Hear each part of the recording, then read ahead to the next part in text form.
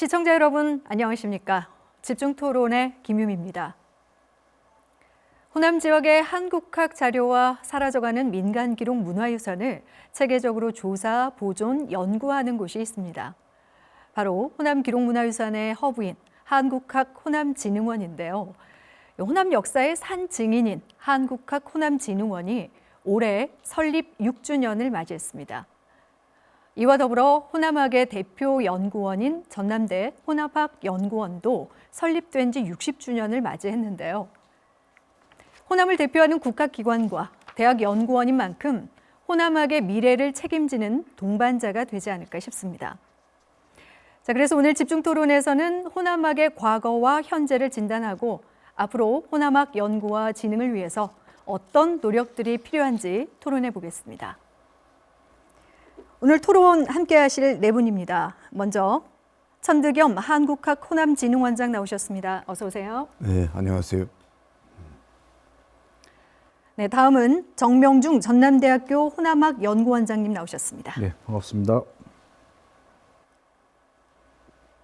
네, 그리고 강봉용 전 도서문화연구원 원장을 역임하신 목포대학교 사학과 교수 나오셨습니다. 네, 안녕하세요. 안녕하십니까. 마지막으로 황풍년 광주문화재단 대표이사 나오셨습니다. 반갑습니다. 안녕하세요. 네, 자 이렇게 네 분과 함께 오늘 호남학의 현재와 미래 어렵습니다. 사실 한국학 호남진흥원 설립 올해 6주년 맞이했다고 제가 이제 문을 열었는데요. 아직도 이곳에서 어떤 일들을 하고 또 한국학 호남진흥원이라는 곳이 어떤 곳인지 시청자들의 이해를 좀 돕기 위해서 소개를 먼저 좀 들어보겠습니다. 천득윤 원장께서 좀 말씀해 주시죠. 우선 저희 기관의 이름이 좀 어렵죠. 네. 중의적이고 그래서 한국학 호남진흥원이라는 기관입니다. 호남 지역에 산재되어 있는 기록문화유산, 흔히 이를 이제 고문원이라고 칭하는데, 네.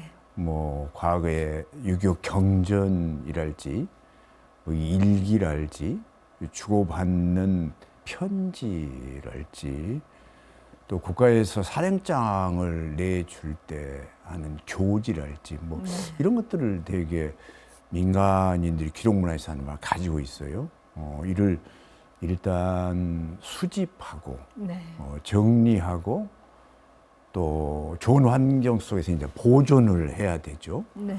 그리고 한자로 되어 있기 때문에 일반인들이 읽기 어렵단 말씀이에요. 그래서 이를 쉽게 풀어서 쓰고 번역해서 데이터베이스화하고 나중에 출간하는 일까지 하는 네. 국가기관이죠. 중앙정부에서 예산에 많은 돈을 대고 네.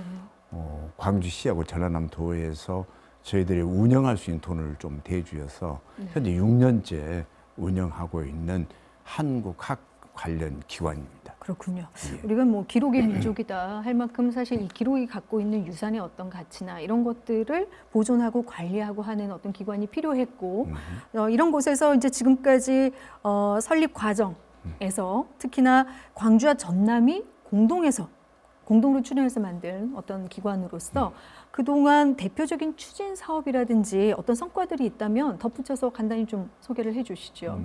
저희가 한 달 전에 6주년을 맞는 이제 생일을 맞이했어요. 네. 근데 안동에 있는 국악진흥원은 25년 됐습니다. 문헌자료들이 60만여 점이 수장되고 있는 한국의 굴지의 한국학 연구기관이죠. 네. 저는 이제 호남 지역을 다소 커버한다라는 그런 뜻을 갖고 6년 전에 출범했고요. 열심히 저희들이 민간이 소장하고 있는 기록문화유산, 즉 고문원 자료를 모아서 현재 6만여 점을 모았고 네. 또 흔히 근대 자료라고 얘기하는 향토사 자료를 2만 점 모아서 현재 저희들이 약 한 8만여 점의 고문원 자료 또 향토사 자료를 수장하고 있습니다. 이런 걸 근간으로 해서 이제 호남이 갖고 있는 정서, 호남 문화의 특성, 호남인들의 어떤 심성, 네. 그리고 한국이라는 큰 어떤 공간에서 호남 지역의 어떤 문화적 속성을 파악하는 그런 연구들을 저희들이 앞으로 진중하게 해야 될 그런 책무를 갖고 있고, 뭐 책자는 저희들이 한 5권 정도의 네. 고문원 자료를 중심으로 해서 연구한 결과들을 모아서 저술 출판한 게 이번에 세어보니까 한 86권 정도 되더라고요. 6년밖에 안 됐지만 대단한 어떤 업적을 이뤘다고 네. 스스로 감히 자평을 하고 있습니다. 네. 오늘 토론회 이제 문을 열면서 한국학 호남진흥원장으로서 이 기관을 소개하고 성과를 네, 좀 네, 들어봤다면 네. 세 분께서는 이제 이 기관의 역할이라든지 사실 이제 6년이 됐는데 할 일들은 굉장히 많은 것 같습니다. 이런 필요성에 대해서 공감하시는지 간단하게 좀 덧붙이실 분 계실까요? 혹시 우리 강봉룡 교수님께서도 호남학 한국학 호남진흥원의 어떤 역할에 대해서 한 말씀 좀 해주시죠. 예, 한국학을 이제 호남에서 한다 이제 그런 의미일 수도 있고 호남 한국을 대표하는 어떤 호남학을 한다 이제 이런 의미가 있을 수 있겠는데 네. 처음에 이제 준비하는 이제 과정에서부터 저도 이제 좀 참여를 했고 이제 어느덧 6년이 됐는데 그래서 서서 이 자리를 좀 잘 잡아가고 있는 것 같다고 생각이 들고요. 네. 근데 원사를 빨리 좀 정하면 그때부터는 아주 비약적으로 발전하지 않을까 이제 그런 생각을 해봅니다. 네. 자, 이어서 또 전남대 호남학 연구원이 있습니다. 올해 이제 호남학 연구원이 설립 60주년을 맞았습니다. 그만큼 뜻깊은 해가 또 아닐까 싶은데요. 어떻습니까? 여기 그 이제 앞서 그 기관과는 또 어떤 차별화된 점이 있고 또 설립하게 된 과정이라든지 주요 어떤 연역에 대해서도 한 말씀 좀 해주시죠. 정명주 원장께서. 네. 저희 호남학 연구원은 일단 뭐 대학 부설 연구원이고요. 그러니까 호남 문화를 연구함으로써 민족문화 창달에 기여한다는 목적으로 1963년에 설립이 되었습니다. 참고로 저희 그 초대 원장은 현암 이유로 선생님이신데요. 이분은 그 여러분도 잘 아시다시피 다산학의 기틀을 다지셨던 분이시고요. 그다음에 3대 원장이셨던 지춘상 선생님 같은 경우는 그 남도 민속학을 창안했던 분이기도 합니다. 그다음에 5대 원장이었던 박준규 선생님 같은 경우는 이 호남의 시가문학 연구의 1인자였습니다. 근데 문제는 뭐냐면 이 호남학 연구원이 창립된 이후에 1970년대, 80년대에는 뚜렷하게 두각을 나타내지 못했다는 겁니다. 왜 그러냐면 첫 번째 70년대 같은 경우 이제 그 경제 개발 중심의 어떤 이런 패러다임들이 작용하다 보니까 그랬고 80년대 같은 경우는 이제 정치 민주화라는 의제 때문에 호남학 연구원이 크게 이제 두각을 나타내지 못했지만 90년대 후반 이후에 이제 학술 진흥재단 지금으로는 한국연구재단일 텐데 네. 거기에 어떤 지원을 받게 되면서 조금 양적으로 성장하게 되면서 호남학 연구에 어떤 메카 역할을 하게 됐고요. 그러다가 2008년부터 현재까지 저희가 한국연구재단으로부터 그 HK 일명 이제 인문한국 사업 관련해서 지원을 받고 있는데 현재까지 약 100억 원 정도의 지원을 받으면서 이 연구원이 양적으로 이렇게 성장할 수 있었고 또 질적으로도 성장할 수 있었습니다. 그래서 저희들은 지금 두 가지 의제, 하나는 감성 인문학이라는 하고 그다음에 하나는 비판적 지역학이라는 이 의제를 바탕으로 해서 지금 활발한 활동을 해오고 있습니다. 네, 감성 인문학, 비판적 지역학. 예, 네, 이 방향성을 가지고 사실 60주년이라고 하면 60년은 굉장히 긴 시간 동안 그렇습니다. 이 주요 사업들도 굉장히 많았을 것 같습니다. 예. 네, 어떤 것들이 있었을까요? 저희 호남학 연구원은 국내에서 가장 오래된 그 역사를 가지고 있는 그 연구소입니다. 그래서 기본적으로 그 대학에서는 학과 중심 체제로 연구가 이루어지는데 저희는 이제 오랜 역사를 갖고 있었기 때문에 연구소 중심의 학술 연구 기반 시스템을 갖춰 나가게 됐습니다. 네. 특징적인 것 중에 하나가 뭐냐면 저희 연구원 소속, 그러니까 오직 연구원에 소속되어 있는 전임 교수가 7분이 지금 있는데 이거는 타 지역 대학 그 부설 연구소에서는 보기 드문 사례라고 할 수 있겠고요. 네. 이게 이제 어떤 식으로 작용할 것 같냐면 향후 이 대학이 학과나 학부 중심의 체제에서 벗어나서 미국이나 일본 같은 연구소 중심 체제의 학문학의 형태로 가지 않을까 이런 상황에서 본다면 호남학 연구원은 어떤 이런 그 흐름에서 선편을 쥐게 되지 않을까 이런 생각들을 또 하게 됩니다. 그다음에 저희가 또 자랑할 수 있는 게 국내 최초로 지역학 전문가를 양성한다는 그 모토를 내건 대학원 호남학과를 저희들이 만들었습니다. 그래서 네. 이걸 통해서 첫 번째 이 호남학이란 이 그 학문을 독립된 학문의 형태로 보편화할 수 있겠다. 또 두 번째는 뭐냐면 이 지역학을 장기 주속의 관점에서 연구할 수 있는 학문 후속 세대를 양성할 수 있을 것 같다는 생각을 좀 하게 됐고요. 네. 그다음에 또 하나만 더 자랑을 또 하자면은 저희가 연구원으로는 드물게 전문 학술지를 2개를 가지고 있습니다. 하나는 지역학을 전문적으로 이렇게 수용하는 지역학 전문 저널, 이 호남학이고요. 이게 63년에 창간돼서 지금 75집이 만들어졌고요. 그다음에 감성 인문학을 이렇게 전문적으로 이렇게 다루는 감성 연구를 다루는 감성 연구라는 저널이 있는데 이게 2010년에 만들어져서 지금 27집까지 지금 만들어 놓고 있는 상태입니다. 네. 전남대학교 그러니까 이제 학교의 지역 대학의 부설 연구소로서 호남학을 하나의 독립된 학문 체계로서 이제 갖춰 나가고 또 앞으로 지역 연구를 이끌어가는 하나의 동력 역할을 하고 계시는데 네, 그렇습니다. 또 지역의 대학 자체 학과에서도 우리 지역에 대한 호남학에 대한 교육과 연구가 또 이루어지고 있는데요. 목포대학교의 사학과 사례가 그렇습니다. 대표적으로 몇 가지 뭐 대표할 만한 사례들이 있을까요? 강봉용 교수께 좀 말씀 그 드려보겠습니다. 목포대 사학과는 이제 1981년도에 그 시작이 됐는데 그때 네. 시작할 때 지방사 연구의 메카를 만들자 그 선배 교수님들이 그런 야심찬 포부를 가지고 시작을 했다고 저는 들었습니다. 나중에 네. 이제 합류를 했기 때문에 그래서 보니까 다른 사학과에는 없는 과목들이 꽤 있어요. 예를 들어서 지방사 연구 입문이라든가 호남 문화론이라든가 그다음에 교양 과목 제가 목포대에 가자마자 그 교양 과목을 맡아서 굉장히 힘들었던 과목인데 호남의 역사와 문화 그 네. 교양 과목을 한 학기 동안 가르치면서 제가 호남에 대해서 공부를 갑자기 많이 했습니다. 예, 아주 좋은 경험이었고요. 그 다음에 이제 그 10주년이 되는 1991년부터 교수 한 분과 학생들이 함께 호남의 역사를 연구해서 학생 심포지움을 개최를 했는데 한두 번에 그친 게 아니라 지금까지 쭉 진행해서 올해가 31회를 맡고 있거든요. 올해 주제는 참고로 말씀드리면은 중세의 바다, 그곳에서 펼쳐진 남도인의 위대한 여정, 뭐 이런 식입니다.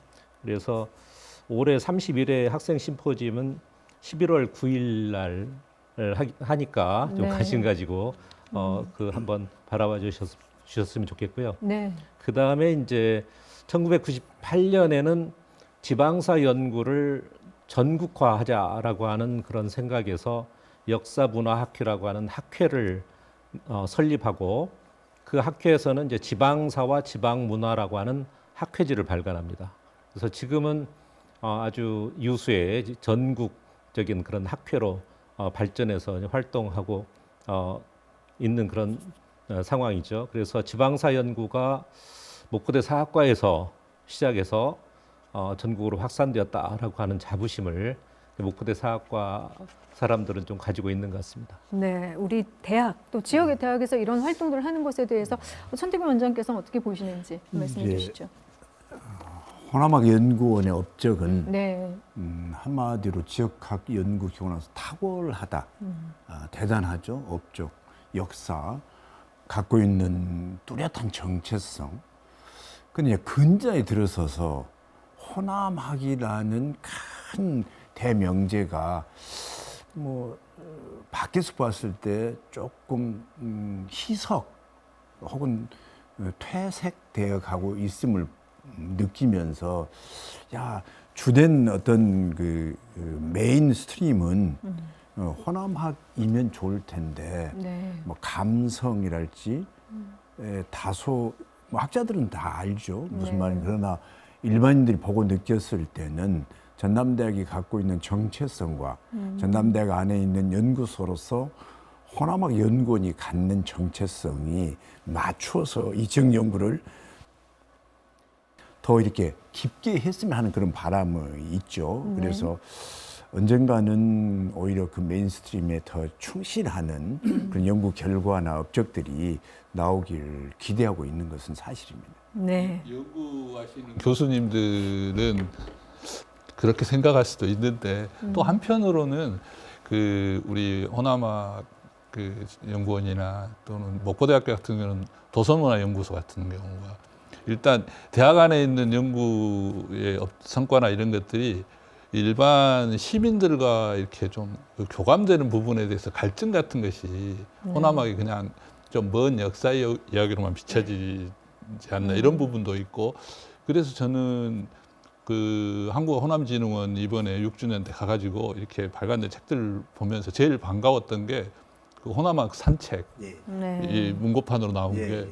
이게 시민들이 보면 참 좋겠더라고요. 예, 그 생각이 들었고 방금 그 말씀하신 호남의 감성 그걸 그 제가 전라도 이야기를 이제 20년 넘게 했기 때문에 호남학 연구원에서 제안을 해가지고 한번 호남의 감성에 대한 책자를 같이 낸 적이 있어요.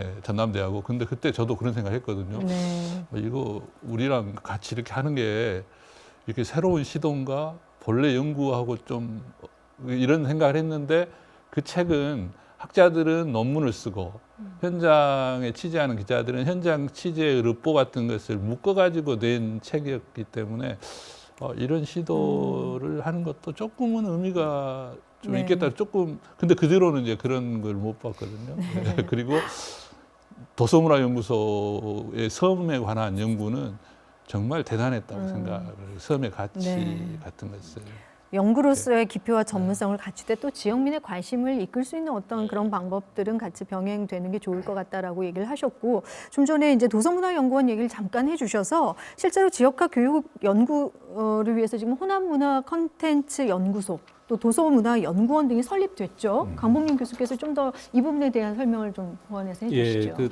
아까 이제 그 황풍년 그 이사장님께서 말씀하셨듯이 호남은 감성의 어떤 그런 대표 지역인 것 같아요. 이제 그런 면에서 호남학 연구소에서 감성을 특화해서 하는 것은 상당히 의미가 있다고 생각합니다. 잘 되기를 바라고요. 그다음에 이제 그 도서문화연구원 같은 경우는 1983년도에 설립되어서 올해가 정확히 40주년입니다. 네. 호남학 연구원은 이제 60주년 이렇게 되는데 그 전라남도가 우리나라 섬의 65%를 차지하고 있고 또 목포 인근의 바다 그러니까 신안, 뭐 진도, 완도 이 섬들이 또 대부분을 차지하고 있고 그 나중에 알고 보니까 세계적인 다도예요. 예, 근데 이제 그런 걸 모르고 40년 전에는 아무도 섬에 대해서 관심이 없었는데 역시 그 선배 교수님들이 해안을 가지고 그 도서문화를 한번 연구해보자 해서 굉장히 다양한 학문 분야의 그 선생님들이 자기 제자들을 데리고 섬에 한 뭐 30-40명 들어갔다고 합니다. 네. 들어가서 조사를 하고 또 이제 추가 조사하고 그래서 그걸 정리해서 도서문화라고 하는 학술지를 하나씩 만들어내자. 그렇게 이제 시작을 한 것이 그 도서문화 연구소였죠. 네. 네, 그런데 그 도서문화 연구소는 주로 이제 전라남도 가까이 있는 이제 섬을 연구했는데 이제 1999년에 국가 해양력 강화를 위한 도서 해양문화 연구라고 하는 주제로 중점 연구소에 선정되면서 10년간 지원받아서 연구를 해보니까 우리 지역의 섬만 연구해서는 안 되겠구나. 국가 예산을 받았으니까. 그래서 이제 전국의 섬에 대해서 관심을 확대해 나가서 연구소의 어떤 전국화라고 할까, 네. 섬 연구의 전국화라고 할까 이런 것을 이제 해낼 수 있었는데 또 이제 10년 후인 2009년에 섬의 인문학이라고 하는 그런 주제의 인문한국 사업에 또 선정이 돼서 10년간 진행이 됐는데 제가 인문한국 사업을 쭉 운영을 한 책임자였습니다만은 섬이 우리나라만 있는 게 아니다. 네. 섬의 전국화를 넘어서서 섬의 어떤 보편화와 세계화, 섬 도서학의 어떤 그런 이 보편화 이런 것을 좀 추구하자 해서 세계화에도 이제 어느 정도 좀 성공을 거두었던 것 같습니다. 네. 그래서 2009년부터 이 섬과 바다에 대한 그런 관심, 그 중심은 여기 그 전라남도에 있습니다만 관심을 모든 학문 분야에 확대시키기 위해서 전국 해양문학자 대회를 시작을 해서 올해로 13회를 꾸준히 실시를 해왔는데 한 200명 정도 주제 발표를 합니다. 네. 이제 자발적으로 네. 참가를 해서 그리고 이제 30주년 되는 해인 2013년부터는 이 동아시아의 섬 문제가 상당히 심각하거든요.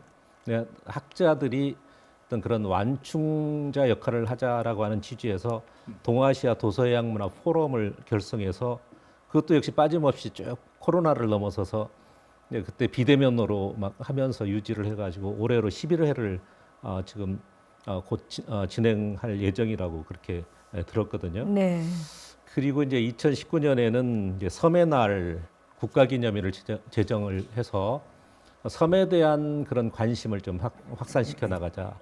그리고 이제 섬 정책이 너무나 이제 분상적으로 돼 있어서 이 한국섬진흥원이라고 하는 것을 좀 만들 것을 추진해서 2021년에 섬진흥원이 마침내 목포의 사막도에 들어서게 되었던 것 같아요.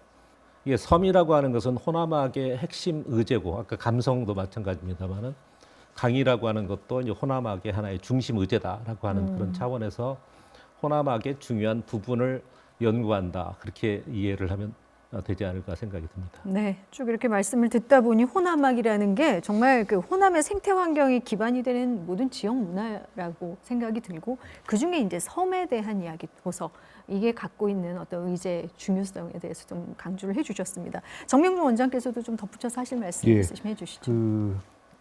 좀 전에 천득겸 원장님께서 그러니까 저희 호남학 연구원이 호남학의 본래에서 약간 벗어난 것은 아닌가 하는 이런 지적을 해주셨는데 굉장히 뼈아픈 지적이고요. 그다음에 그런 부분에 대해서 저희들이 이제 늘 이제 듣고 있습니다. 근데 저희들이 생각하고 있는 건 뭐냐면 지역학이 기존의 지역학의 방식이 아니어야 된다는 거. 그래서 첫 번째가 뭐냐면 지역학의 혁신. 그다음에 두 번째가 뭐냐면 지역학의 대중화라고 생각을 합니다. 그래서 그런 차원에서 저희가 감성 인문학이라는 것은 지역학의 내포나 외연을 확장하기 위한 어떤 수단이지 이걸 하겠다는 게 아닌 거고요. 그다음에 우리 이제 강봉용 교수님께서 이제 그 섬이라든지 바다 관련된 이런 이야기를 해주셨는데 저희들이 호남학 연구 성과들을 보니까 어떤 문제가 있었냐면 내륙의 관점만 너무 승했다는 생각이 들었어요. 그래서 저희들이 요즘 이제 바꿔가고 있는 게 뭐냐면 이 내륙의 관점과 해양의 관점이 교차되는 지점들을 봐야 되겠다. 그래야지만이 호남학이 어떤 완전체로서 이렇게 논의될 수 있지 않겠는가. 그래서 지금 그런 논의들 지금 활발히 해 나가고 있습니다. 그래서 해양으로 또 관점과 대륙으로 또 관점을 봐서 전근대 시대 내지 근대 시대를 통찰하는 그런 종합적인 시선들을 개발하려고 지금 노력 중에 있습니다. 네, 혹시 뭐 하실 말씀 있으십니까? 좀 전에 지역학의 혁신, 대중화 하는 부분에 대해서 어떻게 생각하시는지. 뭐 학문의 영역에서는 호남학 그러니까 어렵잖아요. 네. 그래서 현대 사회에서 대학에서도 무슨 강좌 같은 거 개설해 보면은 뭐 역사가 들어간다든지 전통이라는 이름이 들어가면은 학생들은 인기가 없어요. MZ 세대한테는. 네. 그래서 호남학 연구원에서도 뭐 대중화하고 외연을 확장하기 위해서 새로운 어떤 아젠다들을 발굴하는데 이 지역의 어떤 감성 같은 것을 한다는 것은 대단히 혁신적이고 좋죠. 네. 그러나 본류에서 좀 벗어날까 하는 염려가 있기 때문에 그걸 좀 네. 절제하시라 하냐 그런 뜻에서 드리는 말씀이죠. 예. 네. 감성이 이제 호남의 핵심이고, 그 또 섬이 핵심인데 또 섬의 감성이 아주 최고입니다. 에센스가. 네. 감성의 에센스가 이제 섬에 있어요. 그래서 호남학 연구원하고 도서문화연구원이 섬과 감성으로 좀 만나면 어떨까 그런 생각을 네. 문득 들었어요. 네. 오늘 가장 많이 언급하게 되는 단어가 호남학이고, 이 호남학에 대해서 이제 쭉 지금 이야기를 나누고 있는데 사실 그 큰 축 중에 한 축에 광주 문화와 광주학이 또 있지 않습니까? 그래서 그 중심에 있는 또 광주문화재단. 네, 먼저 광주문화재단에 대해서도 잠깐 좀 소개를 들어보고 우리가 광주문화 또 광주학에 대한 얘기를 좀 나눠보겠습니다. 황풍년 대표이사께서 한 말씀 해주시죠. 네.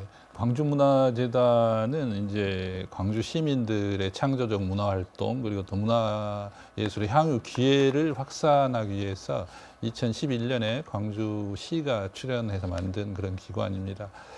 크게 보면 그동안에 13년째니까 굉장히 이제 그 사업이 많기 때문에 많은 일을 해왔는데 종류를 조금 나눠보자면 먼저 그 예술인들에 대한 창작 지원 같은 사업이죠. 그러니까 문화예술에 대한 지원 사업.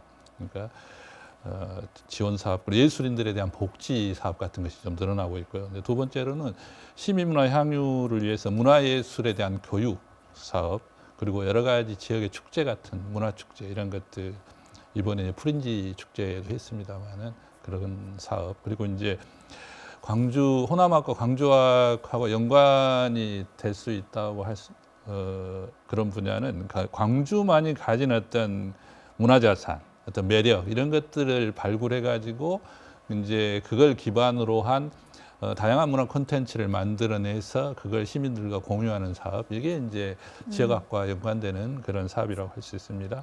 이제 그 밖에도 전통 문화예술을 계승하고 발전시키고, 그다음에 저희가 또 이제 그 문화 공간도 운영하고 있거든요. 빛거울 시민문화관, 빛거울 아트스페이스, 그리고 전통 문화관. 그래서 그런 어떤 그 시설들을 시민들이 활용할 수 있도록 하는 사업, 이렇게 크게 보면 시민과 예술가들을 위한 문화 서비스 기관이다 이렇게 생각하시면 되겠습니다. 네.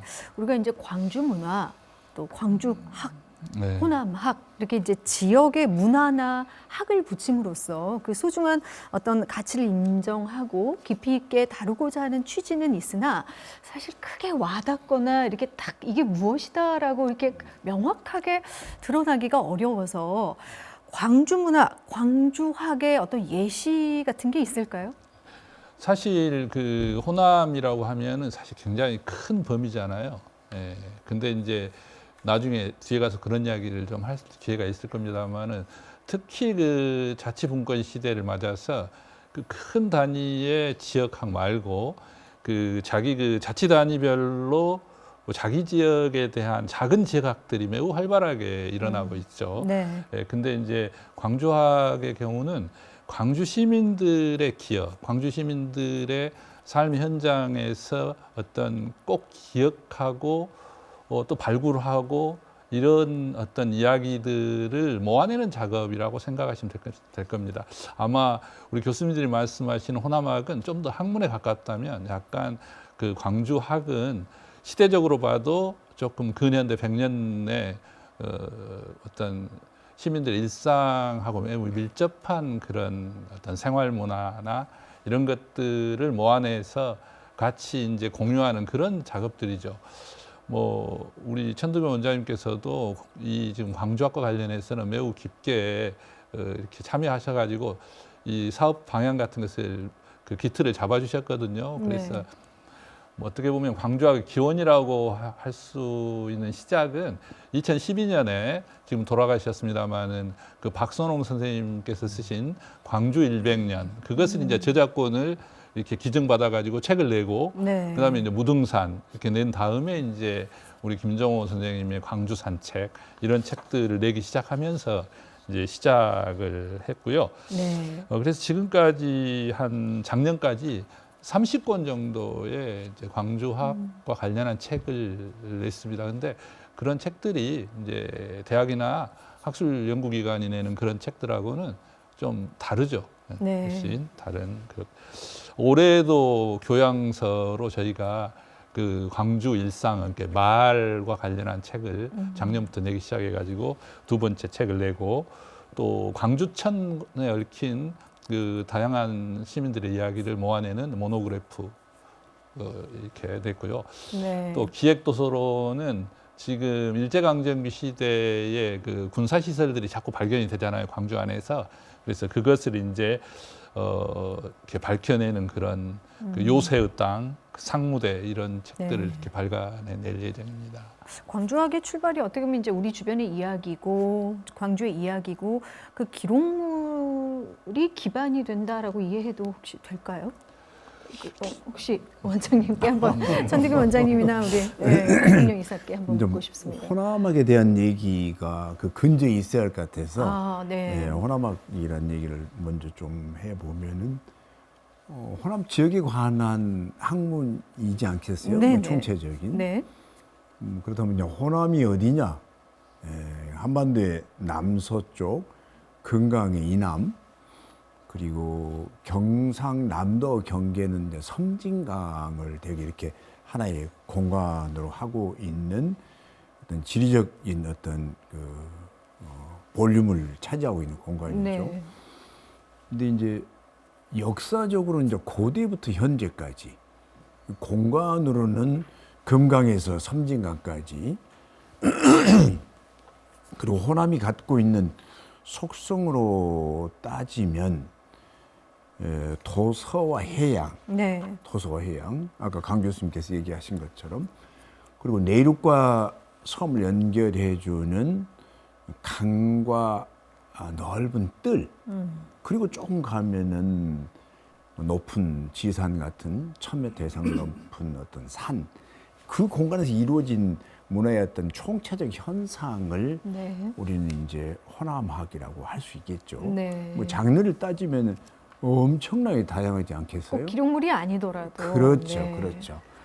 예를 들면 뭐 자연 환경부터 시작해서 비가 몇 미리 오느냐, 네. 온도가 몇 도냐, 뭐 이런 걸 따지는 거. 그다음에 지리적인 환경으로 따져서도 아주 다양한 인자들이 있지 않겠어요? 네. 그리고 뭐 역사적으로 보면 이제 뭐 마한, 그 네. 이전에 이제 뭐 고대 사회가 있었고, 또 마한 다음에는 백제, 뭐 삼국시대 신라, 네. 뭐 이렇게 다 이어지지 않겠어요? 네, 네. 거기서 이루어진 모든 뭐 역사, 문화, 사회 이런 현상을 우리는 쉽게 이제 호남학이라고 칭하는데, 네. 근자의 학문의 영역에서는 호남학 그러면 다소 인문학적인 것, 또 역사적인 부분을 다룬 것이 좀 많았던 것 같아요. 그래서 뭐 자연 환경만 보면은 그 하나의 장르가 얼마나 많겠습니까? 네.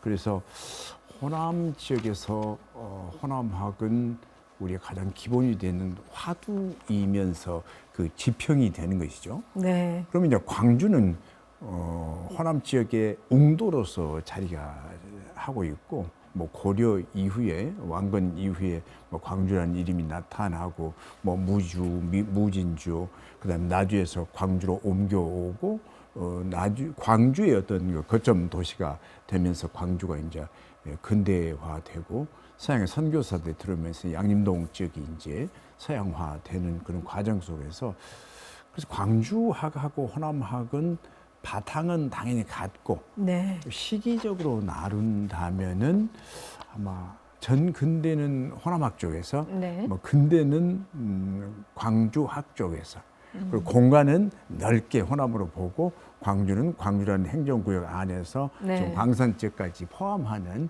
그렇게 좀 나누면은 네. 어느 정도 좀 경계가 될 것 같다. 네. 이렇게 감히 생각을 해봅니다. 네.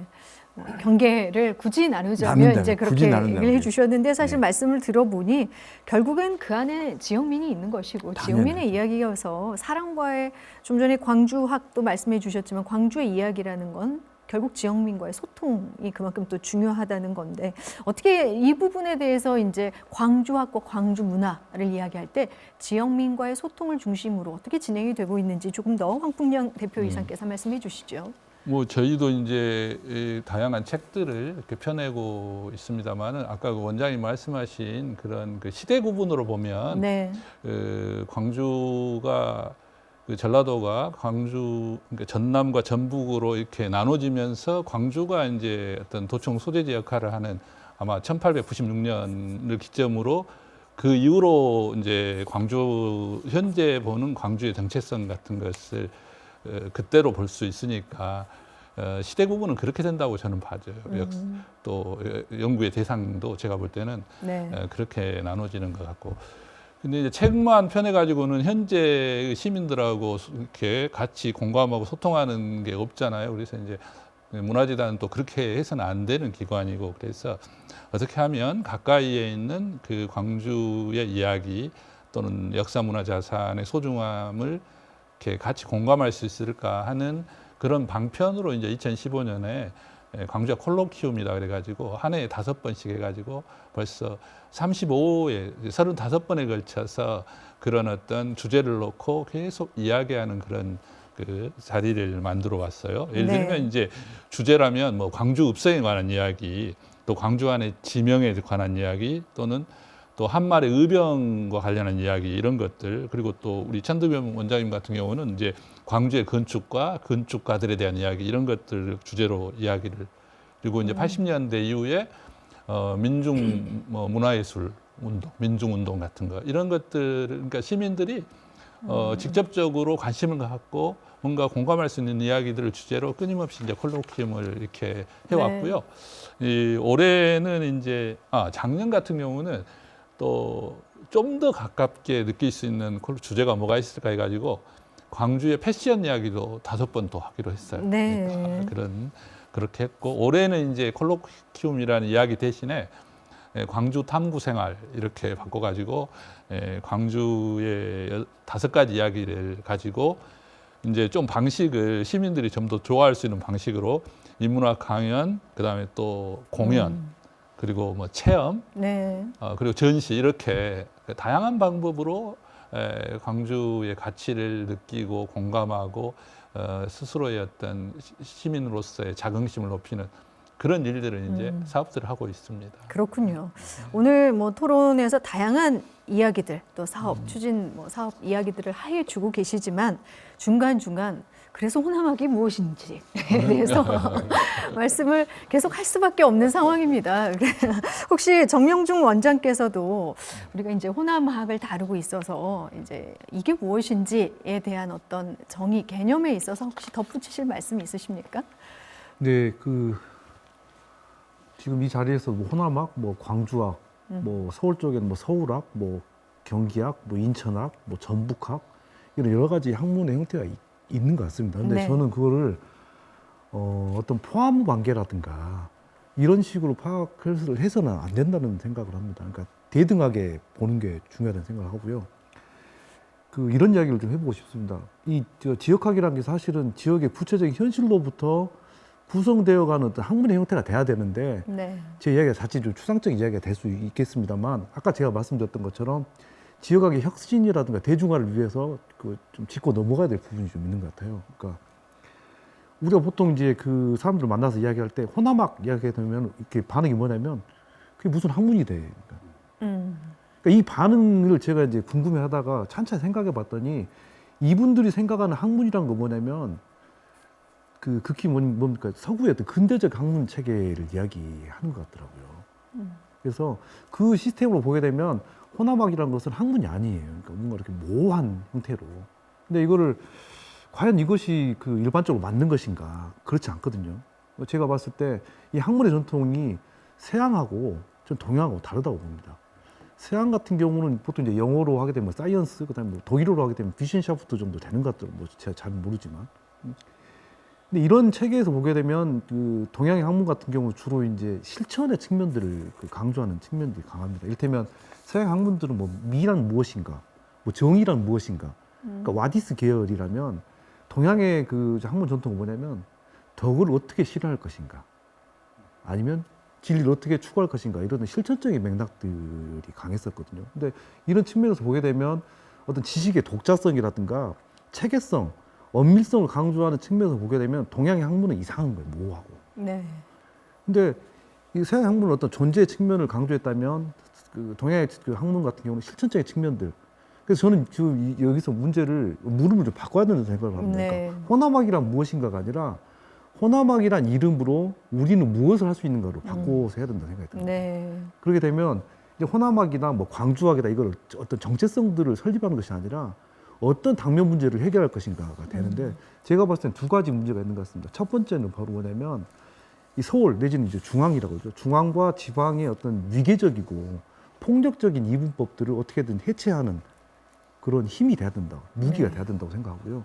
또 2번째는 뭐냐면 80년대 이후일 겁니다. 아마 지방 분권이라든가 문화 민주주의 이야기가 계속 나왔었지만 단 한 번도 실현된 적이 없었거든요. 그러니까 이런 부분들을 지역 내에서 정말 아래로부터 이렇게 오는 어떤 동력으로서 이런 지역학들이 작용해야 되는 것은 아닌가. 그래서 저는 이 호남학의 어떤 정체성을 묻는 것보다는 네. 이 호남학이 앞으로 어떤 형태로 구성되어 갈 것인가에 대한 어떤 실천적인 작업들이 필요한 시점이지 않겠는가 그런 생각을 해봅니다. 네, 호남학이라는 이름으로 우리는 무엇을 할 수 있는가라는 말씀이 오늘 뭐 토론의 주제가 돼야 한다는 생각도 듭니다.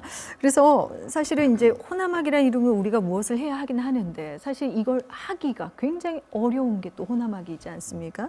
연구하고 진흥하는데 어려움들에 대해서 지금부터는 좀 이야기를 해볼까 합니다. 먼저 강봉룡 교수께서 호남학 연구 진흥에 있어서 가장 큰 어려움하면 어떤 게 있을지 한 말씀 해주시죠. 그 정 원장님께서 굉장히 흥미로운 네. 말씀을 해주셨습니다.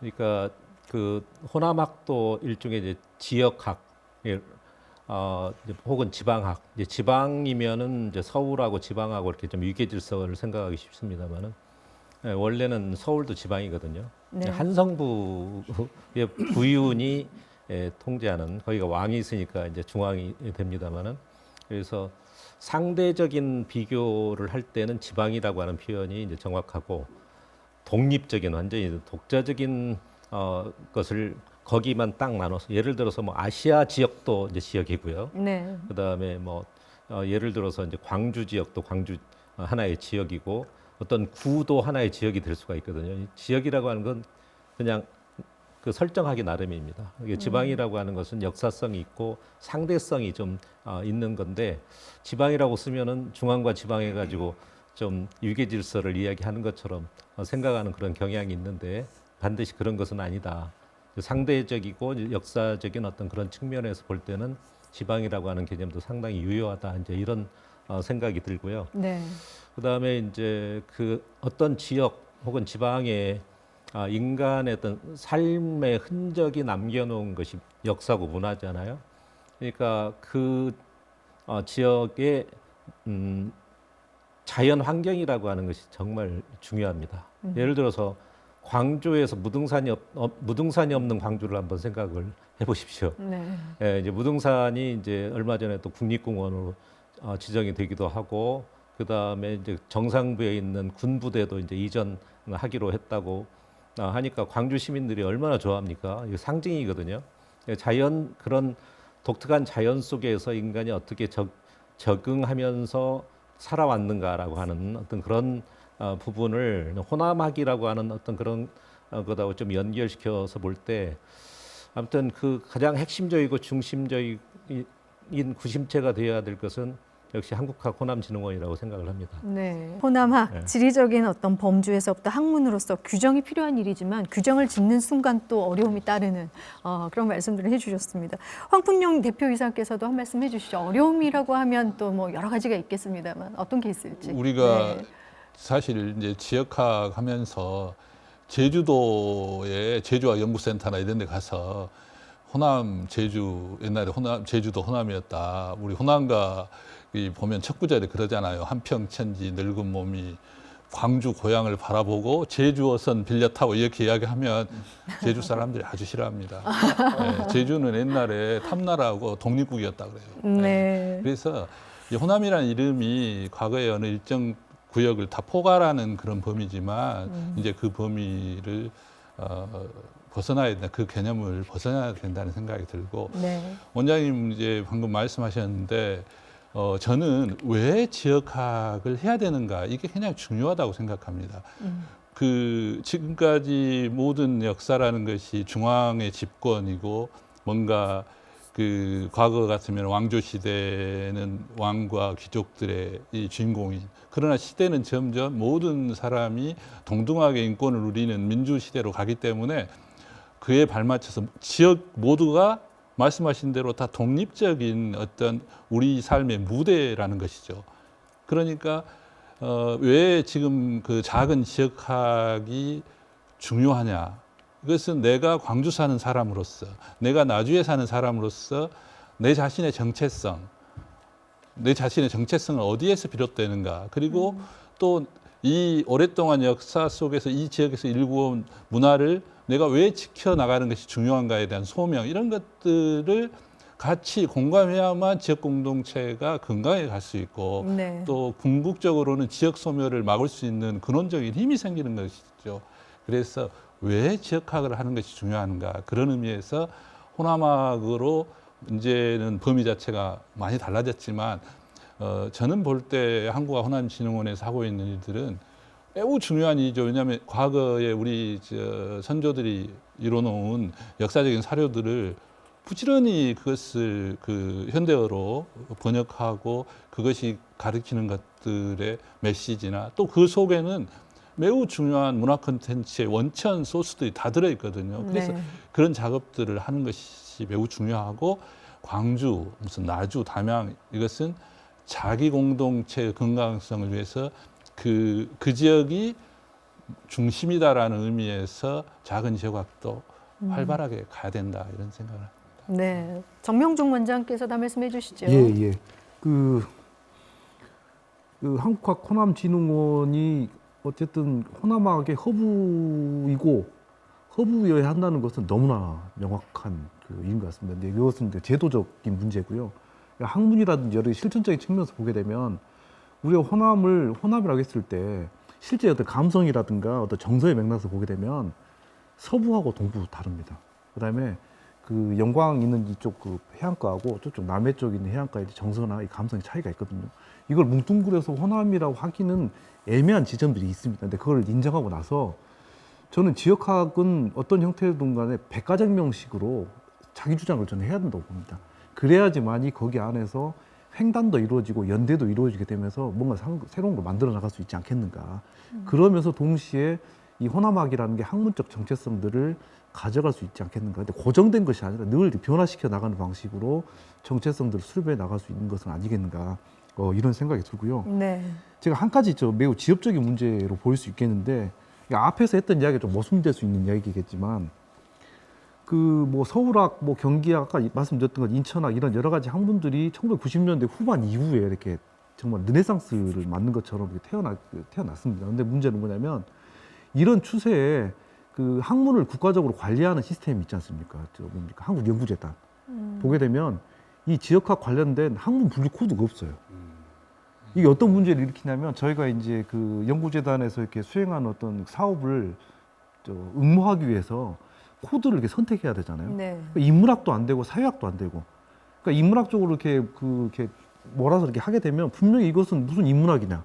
근데 사회학 쪽에서 하게 되면 이런 엄밀하지 않은 이런 학문이 무슨 학문이냐 이런 식의 어떤 받는 경우가 있거든요. 그래서 그 호남학의 어떤 정체성이라든가 호남학이 무엇인가를 정립하는 것도 중요하지만 이런 지역학들의 어떤 갖고 있는 내용이나 특수성들을 범주화해서 하나의 어떤 학문 분류 코드를 만들어서 이것들을 강제하고 제도화하는 게 필요하지 않겠나. 그래야지만이 어쨌든 간에 이 지역학이라는 이 학문학위가 이 학문의 영역에서도 시민권을 획득할 수 있는 방법이지 않겠는가. 그 동시에 진행돼야 되지 않을까 생각이 듭니다. 네, 예. 말씀해 주신 것처럼 현 시점에서 이제 우선적으로 좀 추진해야 할 방금 분류 코드라든지 이런 분야나 영역들이 그 밖에도 많이 있을 것 같은데요. 천득엽 원장께서 한 말씀 더 해주시죠.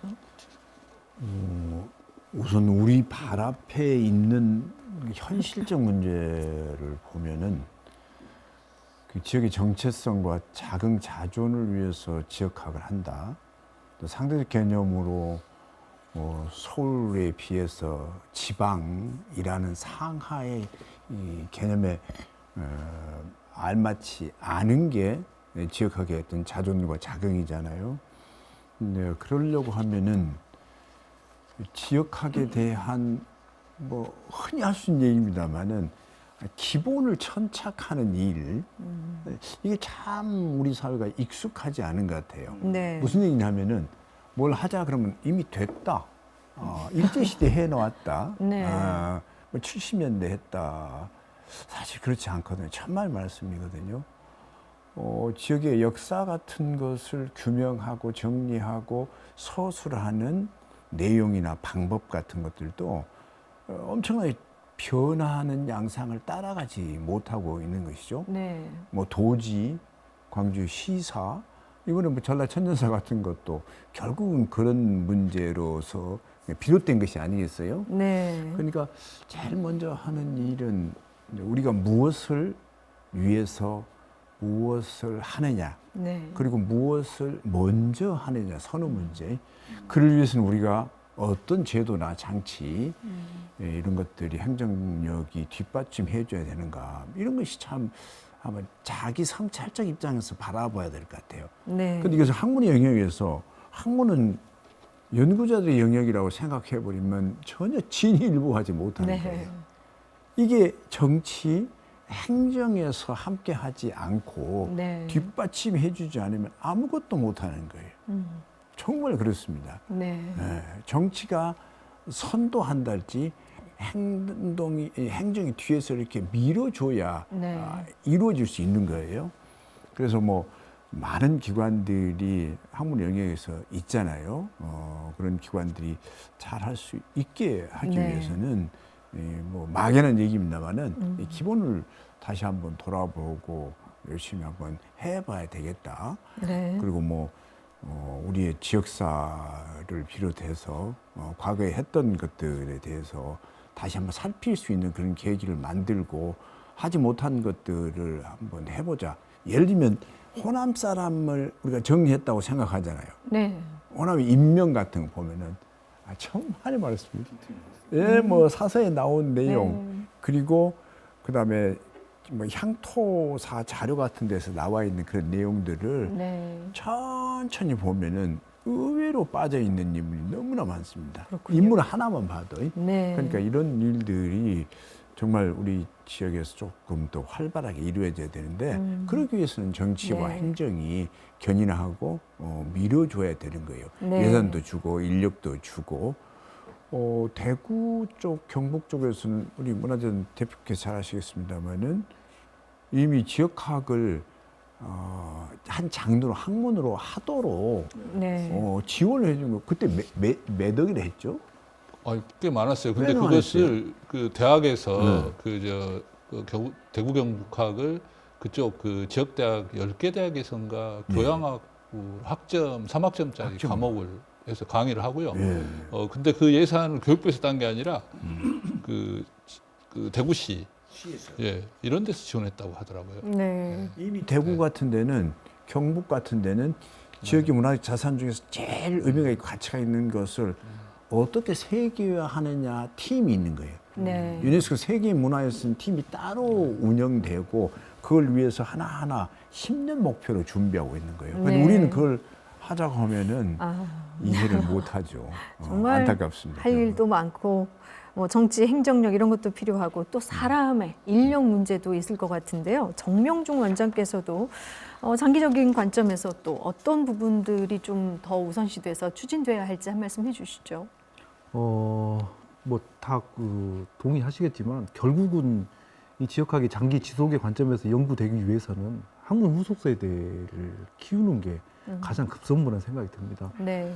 저희 호남학 연구원 같은 경우는 2020년에 그 일반대학원 호남학과를 설립을 했습니다. 이제 시간이 이제 얼마 안 돼서 이제 걸음마 수준이기 때문에 어떤 두각을 나타내는 거나 그런 건 아닌데 제가 느끼기에는 지금 호남학에 대한 그 욕구를 갖고 있는 수요층들이 조금씩 늘어나고 있는 상황이거든요. 그래서 이런 부분들을 그냥 한 기관이 한 집단이 해결하는 것이 아니라 공동으로 연대해서 뭐냐면 이 학문 후속 세대를 키워낼 수 있는 이런 프레임들을 지역적으로 한번 짜본다면 아까 우리 뭐 대구 경북의 어떤 사례도 말씀하셨는데 네. 그런 것들을 저희들이 한번 만들어서 해보면은 좋지 않겠나. 그 중심에 저는 한과 호남진흥원이 커브 역할을 하면서 이것들을 이렇게 거물못처럼 이렇게 딱 끌어와 준다면 불가능하지는 않을 것 같다는 생각이 들고요. 네.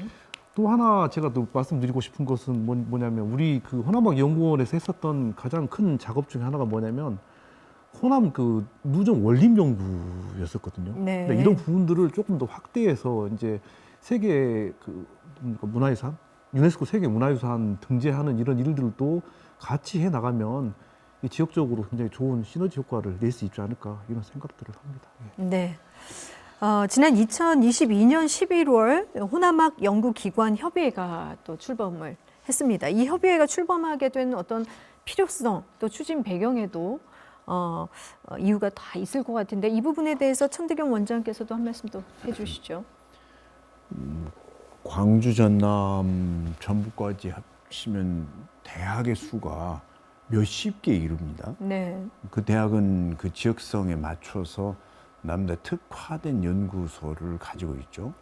목포대학이 도서문화연구소가 있듯이 순천대학은 지산권문화연구소, 네. 그리고 뭐 전북대 같은 전라문화연구소, 호남학연구원은 전남대학에 있죠. 네. 뭐 이런 걸 봐도 각자 도생하고 있는 상황, 이게 정말 좀 안타까웠어요. 네. 그래서 일단 대학의 연구기관과 국가에서 출연하는 준연구기관 혹은 진흥기관이 합쳐서 그동안에 만들었던 자료를 공유하고 미래의 사회에서 지역을 위해서 우리가 무엇을 어떻게 할 것인가라는 뭐 일종의 시대적 소명감을 가지고 출발을 했죠. 현재는 14개의 연구기관 또 진흥기관이 함께 하고 있고요. 네. 일단은 올해 그동안의 연구 성과를 정리하는 작업부터 하고 있습니다. 네. 예를 들면은 도서문화연구소에서는 그동안 수십 년간의 연구 성과로서 이루어진 것이 무엇인가, 네. 호남학 연구에는 뭘 갖고 있는가, 그리고 거기에 참여한 분들은 어떤 분들이 있는가 하는 이런 것들을 공유하는 것이 네. 각자 자기 성을 쌓고 자기만의 유아 독존식으로 학문의 영역에서 안주하고 있지 않았나 하는 자성도 있고 그래서 네. 이제 함께 하려고 하고 있고요. 네. 이런 것들이 이제 모아지면은 거대 담론도 얘기할 수 있고 네. 이것이 모아져서 시너지 효과를 이뤄서 큰 연구 성과가 도출될 것으로 기대하는 것이죠. 네, 강봉용 교수께서도 뭐 이런 지금 협의회 출범에 대한 남다른 또 생각들을 갖고 계실 것 같습니다. 어떻습니까? 예, 전 원장님께서 말씀하신 것에 대해서 전적으로 공감하고 잘했다고 생각을 합니다. 네. 포럼도 이제 한번 개최해서 전체적으로 어떤 생각을 가지고 있는가라고 하는 것도 서로 이제 확인하는 작업을 했던 것 같고요. 네. 근데 그런 모임을 앞으로는 좀 정례 모임화해서 협의회 구성원들이 나는 지금까지 뭘 했고 이걸 잘한다. 그리고 그러면은 같이 할 게 뭐가 있느냐. 예를 들어서 감성과 섬을 한번 같이 해보자라든가. 네. 그러면은 이제 한국학 호남진흥원에서 그래 한번 해봐라. 네. 그러면 뭔가 좀 도움이 될 수 있으면 도움을 주겠다. 그렇게 해서 좀 정례적으로 실질적으로 개별적으로 잘하는 거 자랑도 하고, 네. 그 다음에 이제 하는 것 중에서 서로 이제 연결되는 부분이 있으면은 같이 한번 해보자라고 하면은 또 이제 도와주고, 그리고 한국학 호남진흥원이 생긴 것은 아무튼 행정 정치 그쪽에 이제 아까 원장님께서 말씀하셨습니다만은 그런 데에서 지원을 이끌어내 가지고 이제 좀 부업을 하기 위한 하나의 구심체로서 이제 만들어진 거 아닙니까? 그래서 네. 항상 고민이 많을 거라고 생각합니다. 좀 외롭고, 네. 그래서 주위에서도 좀 지원을 좀 같이 마음으로라도 좀 지원을 해야 되지 않느냐는 생각이 들고, 그래서 네. 이런 협의체, 협의회 이런 것이 결성된 것을 좀 아무튼 앞으로 좀 그렇게 구체화시키고 정례화시키는 게 좀 필요하지 않을까라고 하는 생각이 들었습니다. 네, 그 출범식과 함께 포럼이 진행이 됐는데요. 혹시 이제 그 포럼도 좀 궁금한데 혹시 내용 잠깐 소개를 정명중 원장께서 좀 해주실 수 있으실까요? 예, 그 내용은 지금 다 설명을 해 주신 것 같고요. 네. 저는 내용도 중요하지만 이 호남학 연구기관이라는 이 모임의 상징성이 더 크다고 생각합니다. 네. 이게 어떤 기분이냐면 여적 이름 없이 살다가 이름이 생겼다는 그 느낌 있지 않습니까? 네. 시에도 그런 거 있죠. 내가 너에게 이름을 불러줬을 때 의미가 생기는 것처럼 네. 그런 느낌을 받았습니다. 그래서 호남학이 이제 한국 사회에서 보편화되고 있는 흐름을 만들었다. 이 연구기관 협의회가. 그래서 저는 한국 호남진흥원을 중심으로 한 이 기관들이 공동 프로젝트를 통해서 뭔가 만들어 나간다면 호남학 내지는 호남에서 이루어진 여러 가지 지역학이 한국 사회의 어떤 유력한 흐름으로 되지 않을까 그런 기대를 네. 갖는 방식이었습니다. 예. 혹시 이제 이런 호남학 연구 성과들을 좀 비교를 했을 때 타 지역하고 좀 차별화된 부분이 있다면 어떤 것들이 있을까요? 예, 제가 이어서 말씀드려도 되겠습니까? 네. 차별화 전략도 중요하지만 저희가 호남학 연구원 60주년 창립에 즈음해가지고 국내 그 지역학 연구기관, 그다음에 국외 지역학 연구기관들을 조금 종합적으로 분석을 해봤습니다. 네. 그래서 국내 지역학 연구기관 같은 경우는 이제 가장 큰 특징이 뭐냐면 아까 우리 천등현 원장님께서 말씀하셨지만 역사나 문화 쪽이 좀 집중되지 편중된 경향들을 보였습니다. 그다음에 그 지역학 관련 DB 구축이 일반적인 흐름이었고, 그다음에 시민 참여형 프로그램들이 이렇게 활성화되고 있다는 것. 그다음에 대학과 연계된 이 교육, 지역학 교육들이 아까 우리 저 강봉용 교수님께서 말씀하셨던 것처럼 그런 것들이 있더라고요. 네. 그다음에 지자체하고 연관된 그 정책이라든지 관광 개발 이런 흐름도 확실히 있었습니다. 근데 문제가 뭐냐면 지역학의 어떤 외연 확장을 위해서는 역사나 문화 쪽에 편중되기보다는 확장을 해야 되는데 저희가 살펴본 바에 의하면 인천학연구원 같은 경우는 이 환경 문제라든가 재난 문제라든가 어떤 이 세계의 어떤 위기 문제와 연동해서 어떤 지역학의 문제들을 사유하는 것들을 봤었습니다. 네. 그래서 이런 부분들을 좀 저희가 조금 이런 것들을 좀 따라가야 되지 않겠는가, 벤치마킹 해야 되지 않겠는가.